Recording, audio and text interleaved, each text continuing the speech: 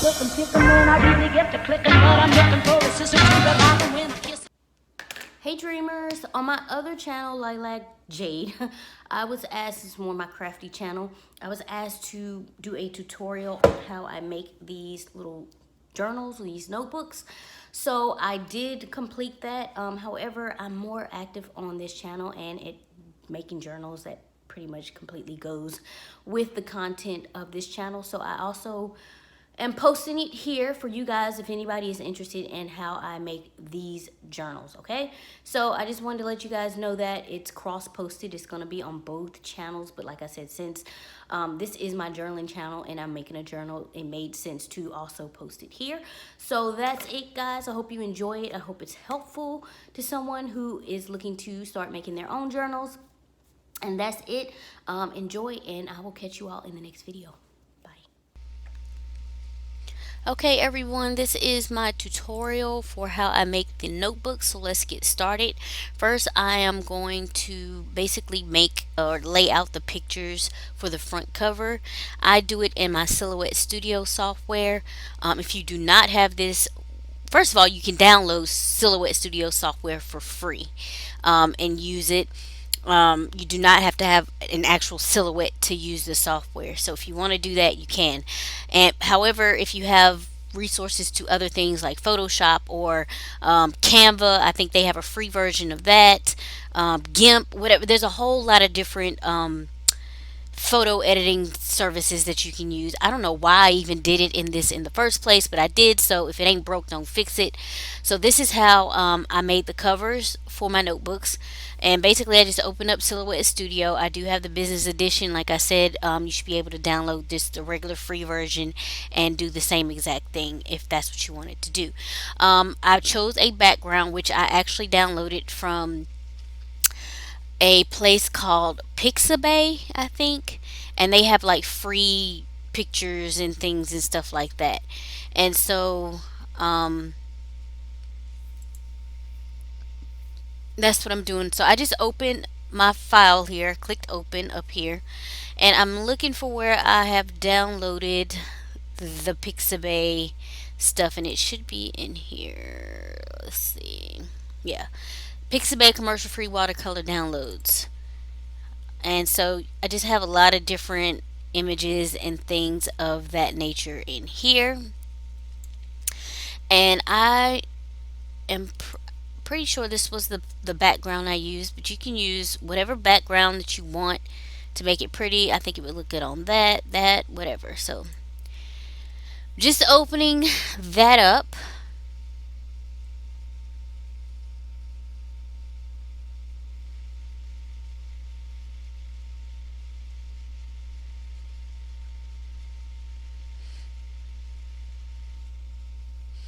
Okay, and so here's what the background looks like. It does not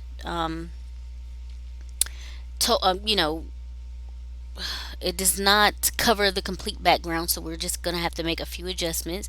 First of all, I am just going to turn it this way and just even it out. Alright, well, it's still not even, but we're gonna get there. Boom, that's straight. And basically I just extend it. I just want it to be cover the edges. So as much as I need to extend that, that's what I do to cover, make sure all of the white space is covered. Because when, here we go. Of course, come on guys, let's do what we need to do here. Alright, so that's all covered here. And so this is going to be the background. So then I just take my image, which I purchased from ZD Creations, and place it here. Let's see. Alright, I'm just going to do the Choose Happy one, which is the notebooks that I showed. And I have the SVG. I think it also comes in like PNG and stuff like that as well. But the SVG I can use in the Silhouette software. So I'm just going to open that up.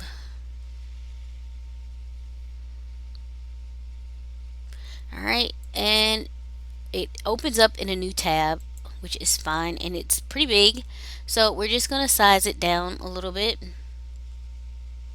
And since it's 5 by 7, what our notebook is going to be, then let's come in here and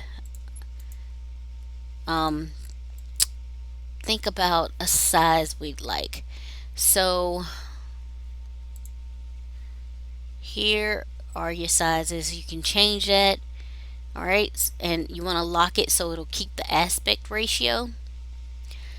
So if it's 5 by 7, you don't want it, of course, covering the complete total notebook. That'll look a little weird.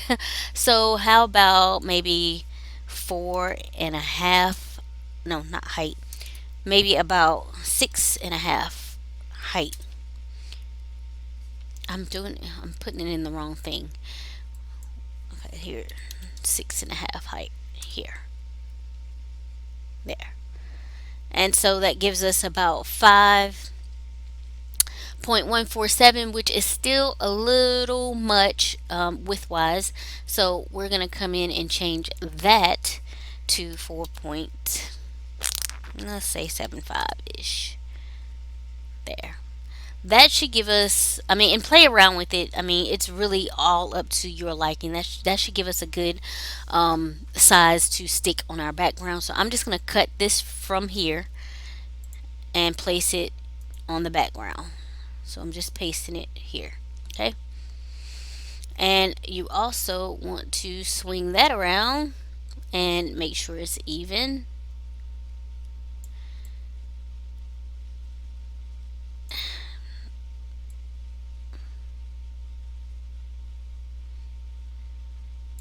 Oh, like that. Now you have to consider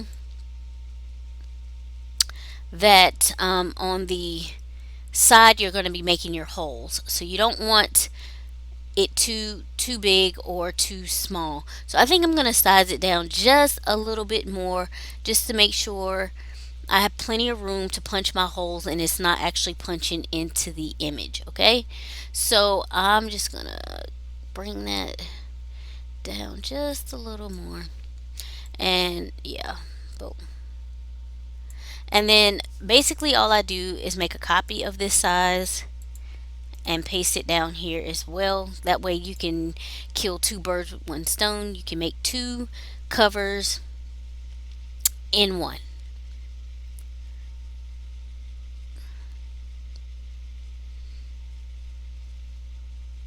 Okay. So basically that is how I make my cover, and I am from here I'm just going to print the cover off. Okay, so just send it to your printer or whatever. I personally use a laser printer. Inkjet should be fine. I haven't, my inkjet printer has not been working for forever and a day, so I really could not tell you what the quality would look like on an inkjet. And it has, like, the ink is fine in it, but it does not print. So I do use an inkjet printer. So that's what I'm going to print it out, and then we will continue on with the next steps. Okay, so I'll see you in a second, guys. Hey guys, I am popping back on real quick because I want to make a couple adjustments. I think this image should be just a little bit smaller, so that's what I'm going to do, is size it down a little bit. Just again, I just don't want it to be too much. So I'm going to delete this one, and just, that looks good there. Copy and then paste that down. Okay, and boom, that should be good.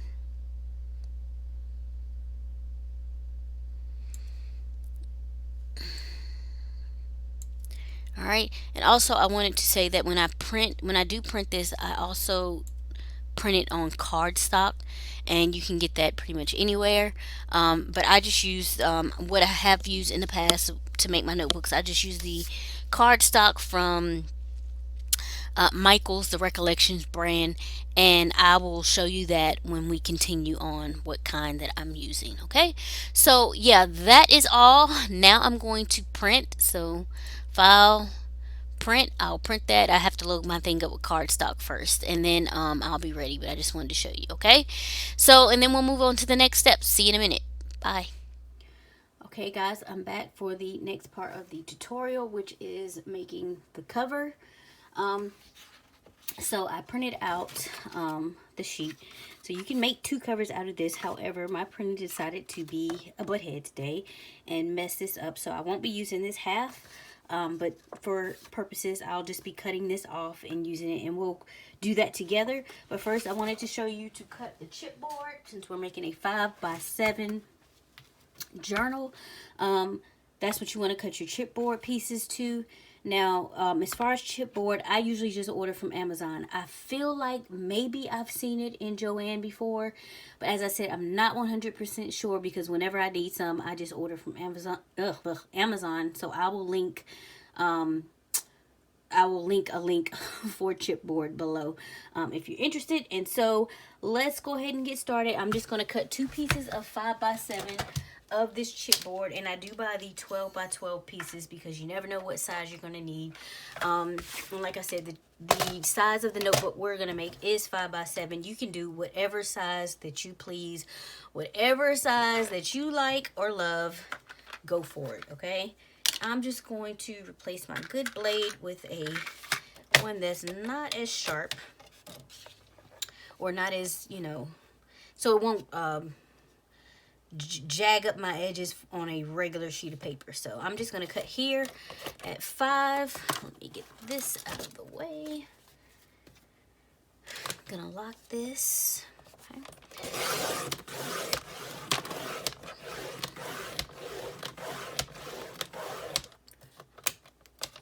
And here you see it's still not cut all the way through, so I turn it over. Sometimes it will, it just really depends. And I put it back at 5 here, and I line my piece up here. Now, I don't know what kind of cutter you have, but I'm sure you can figure this out. This is pretty simple, and just go down that way. And so now I have a piece cut at 5, and now I want to cut it at 7, and then do the same thing all over again. So I'm just going to pull this out here.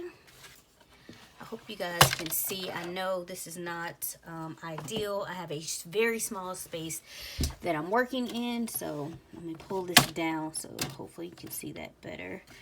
And so here is the 7, and we just want to line that up there. And I'm going to lock it into place so it's not moving all around. Just cut through that chipboard, and again, still like this, although you can kind of probably just snap it, but I'd rather just cut it off. So I'm gonna line that back up at the 7, make sure my little wire piece kind of lines up there, and just go through. And so that is your first piece of chipboard, 5x7, and we're going to do the same thing with the other side. I don't think there's any need for me to record that, but maybe I'll just record it and speed it up.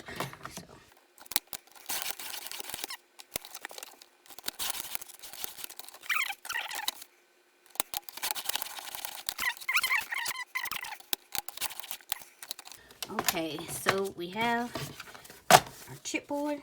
Now we need to just cut down our cover. So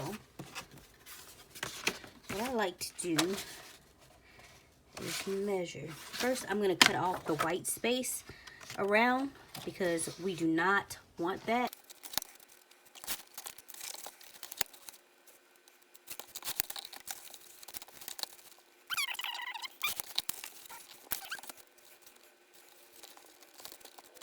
Alright, and now we're going to cut this off.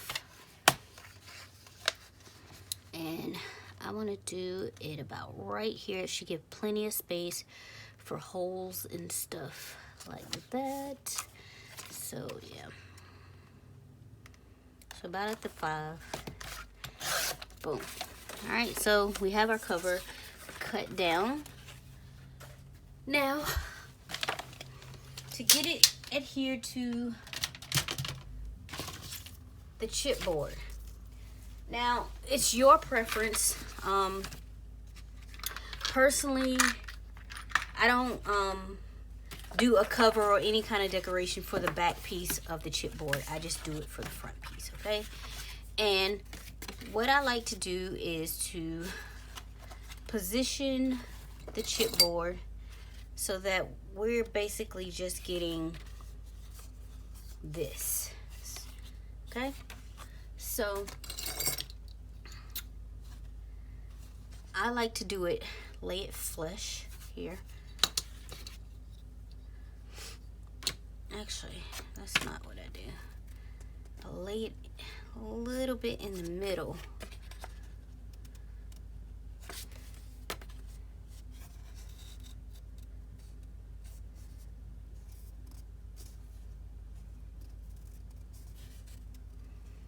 Yeah, there we go. About in the middle. That's what I do. Yeah, it's been a while since I made one of these. Okay, so a little bit in the middle here. Or actually a little more to the side, just making sure the hair is not hanging off and stuff like that. Okay, and then I put it down and kind of mark the back so I know where to place it when I'm adhering it down. Okay, that's what I do. I'm sure there are much simpler ways to do this, but this is the way that I do it, okay? So what I'm gonna do is stick some double-sided tape on this bad boy here, which I have. This is just a brand I got from Daiso when I was on my LA trip not too long ago. You can get them from Tuesday Morning. You can order it online, whatever. I will, there is a brand that I really like that I have in my stash. And I've been trying to conserve it. That's why I haven't been using it. But it works so nice and it holds so strong. So I will link that below for you guys. And I'm sure many of you have seen it before. It's the kind, of course I can't remember the name, but it has like, the outside is like blue. But I mean, I'm telling you, it's some strong double-sided tape. Strong. This seems to be pretty good as well. This one from Daiso, which is surprising because it was only $1.50, I think. Now, the adherence of blue pieces, what you use if you want to not use double-sided tape, use blue, sometimes use both, depending on what blue is. So yeah, I mean, try to use one that's not like on paper. Which means you should on cardstock. Oh yeah, I show you what cardstock I use. So you'll know, but seriously, probably cardstock will do. Again, your preference. Tailor it to yourself, what you have on hand. Like, there is really no need to go out and be buying like a million different supplies if you've already got a lot of stuff in your stash already. So really quickly, this is just the Recollections brand in white from Michaels. And it's 65 pounds, 176 GSM, and it's 8.5 by 11. And usually, I mean, wait for a sale, because usually I've seen sales where it's, I think it's like 4 for $10 or something like that. And then I've seen 5 for $10. I would wait for that one because, unless you really don't need that much cardstock sitting around your house. Like, don't do that. You know what I'm saying? Like, if you just need one, go and get one, guys. They always got a coupon. You can always just use the coupon. All right, so let's pull this tape off.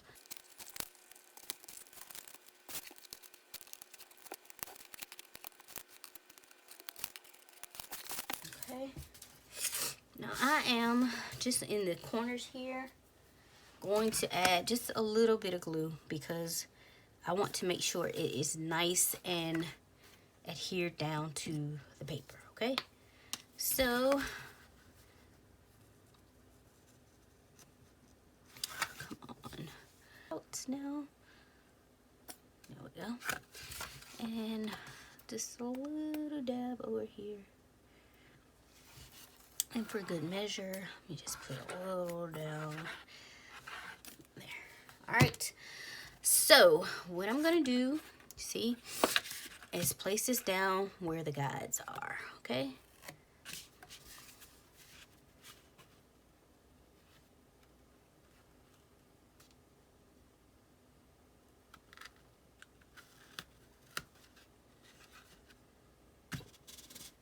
Boom.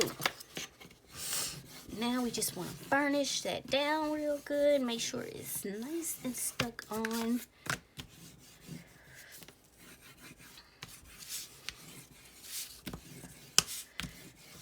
Beautiful, beautiful. So yeah.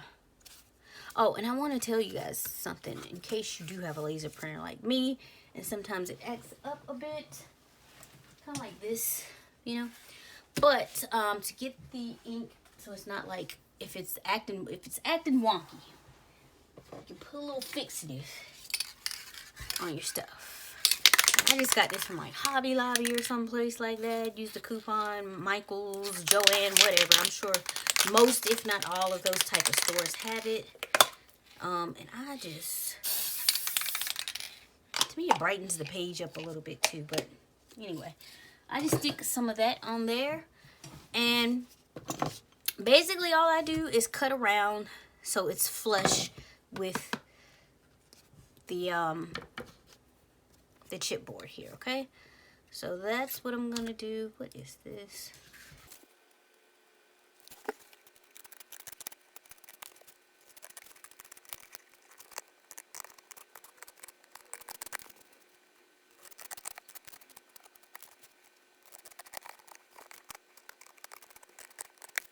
Boom.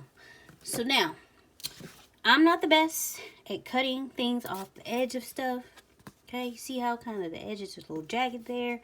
So what you're gonna do, what I like to do, is get me like a, what is this called? I'm not sure. Like a buffer. Boom, a buffer. You can get these from Walmart. You can get these from the Dollar Tree. Matter of fact, I wish I had the one that I usually use from the Dollar Tree. So, and I just buff those edges, okay?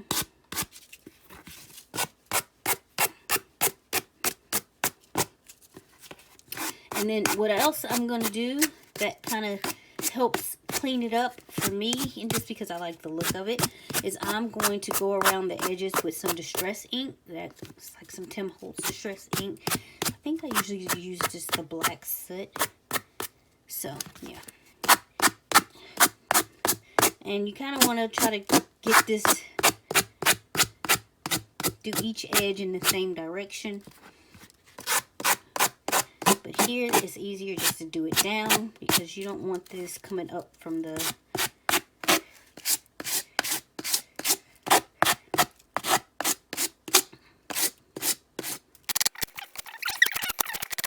and just to even out these two, because you know sometimes you don't cut as precisely as you think you do. Even out the back one.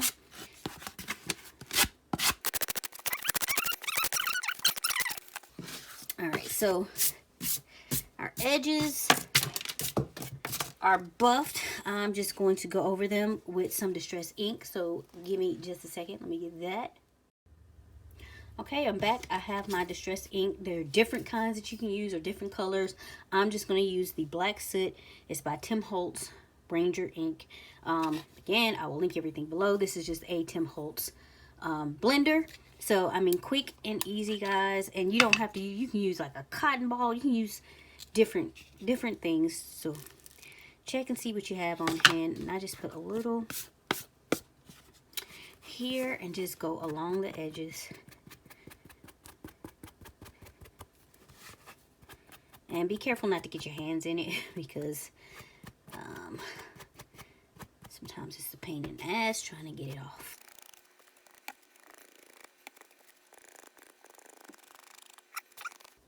Boom. Now that one's done. I'm going to set it aside to dry and just go ahead and ink the edges of the back one as well. And guys, this is just an extra step I like to do. You really do not have to do this. I just like the effect it gives. And if there's any kind of weird looking stuff going on or imperfections with the edges, it kind of helps to cover that up. But I think after buffing the edges down, they're pretty much like pristine, pretty good looking. You know what I'm saying? So yeah, but I just like to give it a little added touch here. So that is it for getting the cover together, okay? So those are the first steps.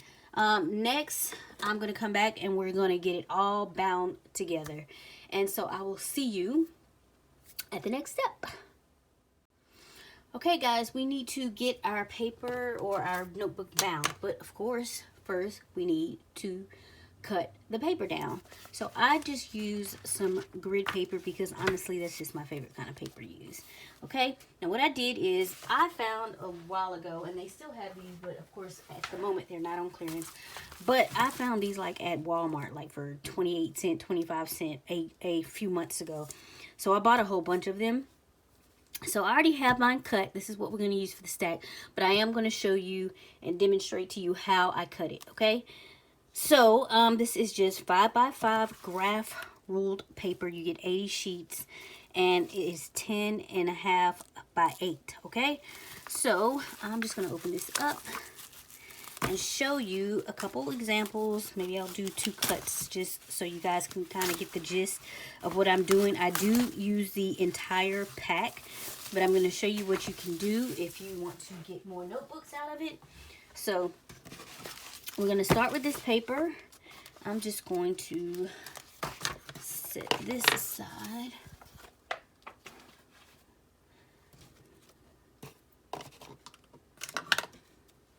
Let's get this off. Okay. Now what I've noticed about this paper is sometimes it's not exactly even. So thankfully we'll be cutting it down and getting it as even as possible. Again, I'm just going to go back to my handy Fiskars trimmer here. And again, we are doing 5x7, okay? So what you want to do is just take a few sheets. I like to do a few at a time because ain't nobody got time to be doing these sheets one at a time. Now, for things like this, I'm sure a guillotine trimmer is probably best, or something like that, or even like a machine that actually makes notebooks that is meant for cutting notebooks down. But I don't have that, so we're working with my Fiskars. And I think many of you probably have the same type of thing going on. So here, basically how I cut it. Again, we're doing 5x7, but we're going to be able to get 2 5x7s out of this one sheet. So what you want to do is stack it and stick this up here and stick it at the 7. So get it at the 7 measurement. All right, and close shop. Now, most times, not all, because like I said, sometimes the pages are uneven and stuff. When you close it, it'll be right on a line to cut. So, because of course you want to cut those holes off. And so I just do that and throw this away, okay? And then you're just going to turn this, and you can't see from the bottom, and stack it. All right, and we're just going to go down here and at the 5 measurement. So we're at the 5. Close this bad boy up. Again, it's kind of close to a line. It won't be like that always, but many times it will. And just, that's 5x7, and then you're going to cut another 5. So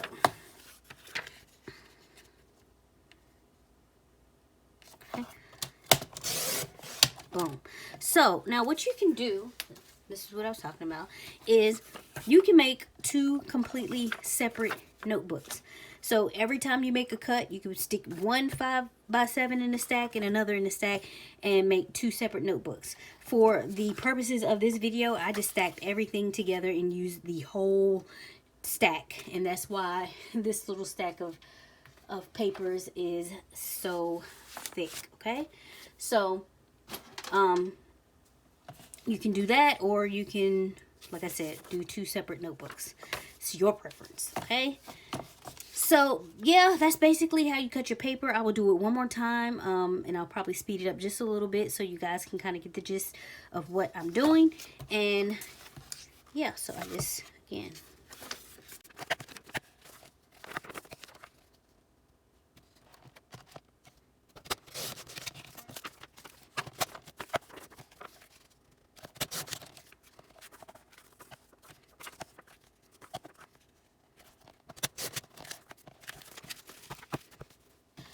Okay, guys, that is it for how we cut the paper, okay? So next step is the actual binding of the notebook together. So I will catch you in the next step, all right?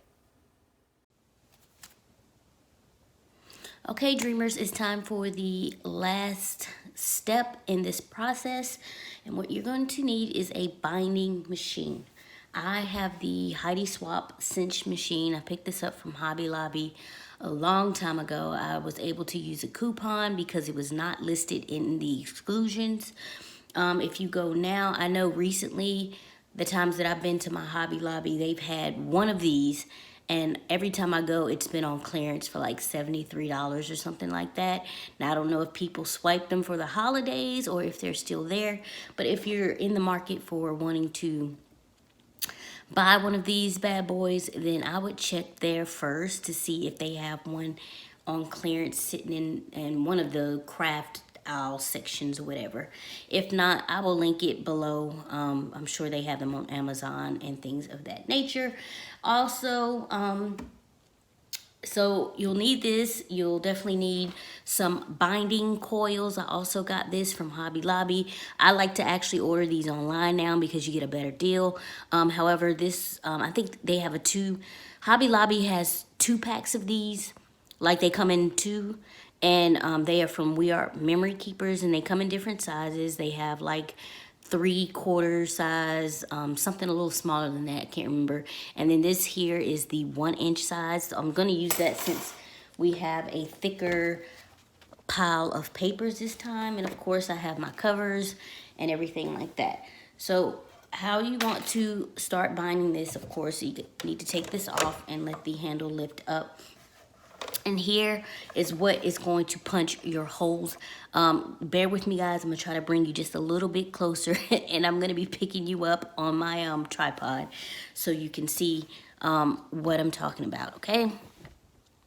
So, can you see the numbers on the punches? They're listed 1 through 12, okay? And then this gives you like the measurements, and this tells you how to punch your holes for the different sizes and whatnot. So I just want you to know that that information is on there. And of course, I'm sure there's like 1,000 tutorials out there by now. So anyway, I'm going to show you how we're going to punch our paper. Since we are at 5x7, this is 5x7. Okay, first of all, let me explain. These pegs, when they're pushed all the way in, that's gonna punch your hole. Now, when they're pulled out, which you'll need at sometimes because you want to make specific holes in specific places. When they're pulled out like this, they're not gonna punch a thing. So you have to make sure they're pushed in, okay? So for this one, we're gonna make sure, and you can resize things so where you only have like maybe 5 holes or 3 or whatever, however many you want.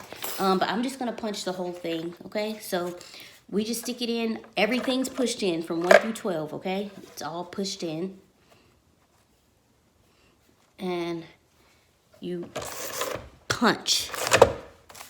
All right. So now you got your holes there, but as you can see, it's not exactly even, so we need one more hole on this side. So now what you do is there is a little lever on the side here. Let me see if I can, this little doohickey here, it goes up and down, it's on the side, okay? Now what you're gonna do is just slide this out, and at the end of your paper, the end of your paper, you're gonna put this hole under this notch, okay? The second hole, okay? And it tells you on the instructions. Not the first, not the third. You're gonna always put it on the second, okay? So stick that second hole under there and push that notch down. So it's secure, it's not going anywhere, and it's in the second hole, okay? And now here, everything is pushed in, but we only need one more hole, which is gonna be the 10 peg, okay? So you wanna pull everything out. Yes, this can be a little tedious, but you wanna pull everything out except for the number 10 hole, okay? And then you just punch and release, and there are all of your holes, okay? So that's what we're gonna do for the rest of the paper, and I'm gonna speed this up so it doesn't take forever and a day while you guys are watching. And of course you can do several sheets of paper at a time. In fact, that's what I recommend. So that's what we're gonna do, okay? Again, I'm gonna go through it again, make sure everything is pushed in, and then after this I will speed it up so everything is pushed in. Make sure all your paper is butted up as far as it can go against this thing when you put it under, and then just punch. Sometimes I like to do double punch to make sure all those holes actually come out. And then I'm gonna slide this down, put it under the second hole. Oops. Notch that in there, and pull everything except for the 10th. Make sure it's all even and under there, and boom. Okay, so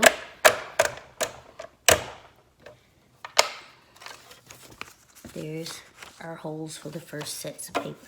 Now I'm just gonna continue on doing this, and I will catch you guys in the end of the video when we actually bind it all together, okay?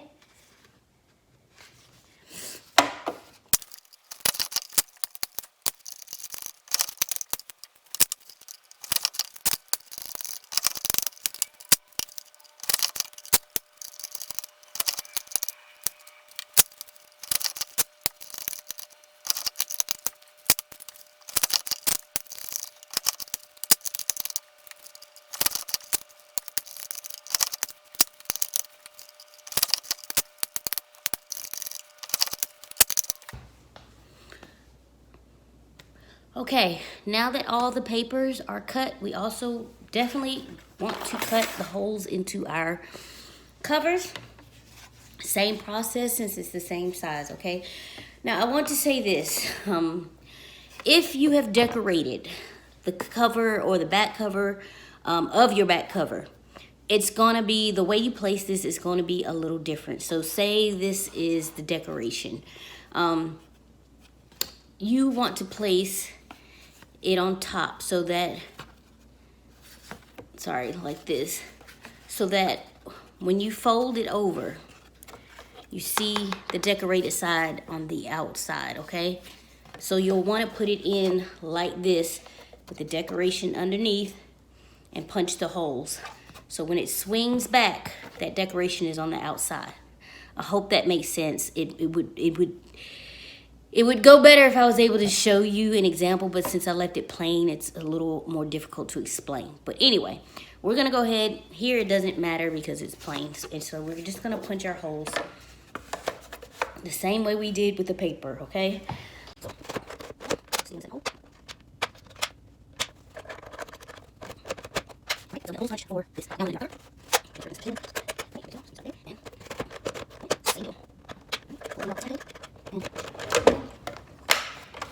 Finally, we got all of our holes punched. Everything's punched, okay?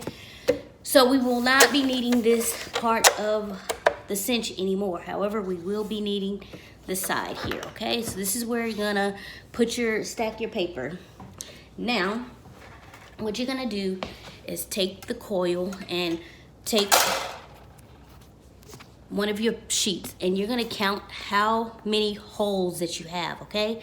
So this is 1, 2, 3, 4, 5, 6, 7, 8, 9, 10, 11, 12, 13 holes, all right? So you wanna make sure that matches this coil. So we're gonna count, and I count on these spokes, not on these, okay? So we're just gonna count out 13. 1, 2, 3, 4, 5, 6, 7, 8, 9, 10, 11, 12, 13 here. So since this is 13, we're gonna cut off the excess because we don't need it, okay? And I'm just gonna take my scissors. These Tim Holtz scissors, they are the bomb.com. They cut through anything, it seems like. But you can also just use wire cutters. But we're just gonna cut that off there since, oops. I forgot to position this. Anyway, so that's cut off. So as you can see, we're gonna count just again. I cut that off so we can see that we have 13 coils. 1, 2, 3, 4, 5, 6, 7, 8, 9, 10, 11, 12, 13, okay? Now what you do is take the wide part and set it right here on your cinch, okay? So that's what you're gonna stick your paper in and bind it. So you're gonna stick your paper down first.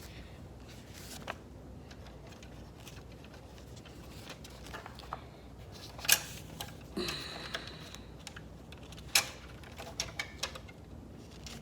you go. All right.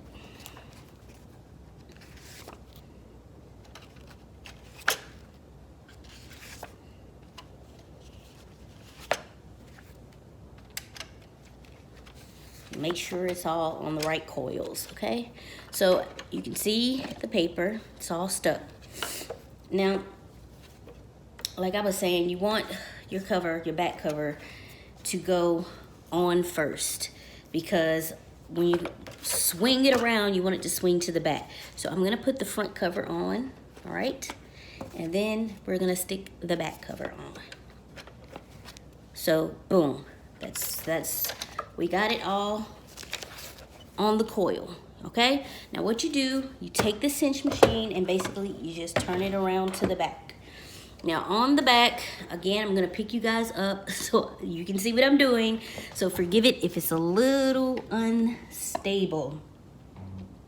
But on the top here, you have measurements of the coils, okay? And since we are using a 1-inch coil, we will want to turn this until it's at the 1 inch here, okay? Can you see that? I'm sorry, guys. I know this is so unsteady. But anyway, I just wanted you to see that. So that's what I'm going to do. This will be going to the 1 inch. And it moves this up and down, okay? So there we are. We're at the 1 inch. So basically, and this is it, guys. We're in the final stage. You just take this like this and butt it up against the back here, okay? That's it. And then just press down on this coil again, or the lever again. I like to do it a couple times to make sure it's binding good. And see, it's a little bit holy for my taste. Yeah, I'm gonna bring it down just a little bit. Ooh. And you can adjust this. You'll understand what I mean when you do this enough. But boom, there we go. So now it's all binded and coiled together, okay? And if you feel like you need to make adjustments with your fingers, you can do that as well. Usually it does a pretty good job of getting it closed up. And so basically you just swing this around. Look. I guess it wasn't as closed as I thought. So I'm gonna just squeeze these all together really good. All right, because we don't want anything falling off. And also, I think I want to get rid of this little pointy piece here. So nobody's getting stuck or hurt by that. Okay, so Did that. And okay, that's basically it. Now we can turn it over, and you got your notebook. It's all set, it's all done. So yeah, that is, let me move this. That is pretty much how you put together one of these notebooks, guys. And I really love this. It came out so nice. I might use this for myself. I don't know. Maybe I'll sell it. Who knows? So I really enjoyed making this project. I really like making these notebooks. It can be a tedious process sometimes, but sometimes it just is kind of like a flow. You just get into it or whatever. And I really love this design. And so if you find a design you really like, make your own notebooks, guys. Sell them. I mean, there's so much you can do yourself, okay? Especially if you're a crafty person and you want something to do. This is a good project to take on, I think. Anyway, that is it for this. If you have any comments or questions for me, please leave those below. I'll be happy to answer. Thank you all for subscribing, liking, and sharing. I just wanted to let you guys know I'm not really very active on this channel anymore. I really am focused on my journaling channel because I have realized that that's where my real passion is. After going through so many different projects and things like that, and this kind of fits right in, I've realized that journaling is where it's at for me. So I am very active on my journaling channel. It is Lilac Dream Journals. I will link it below if you're interested. So you can go over there. If you're looking for me, that's where I'll be. So again, thank you all. I hope that this tutorial was helpful.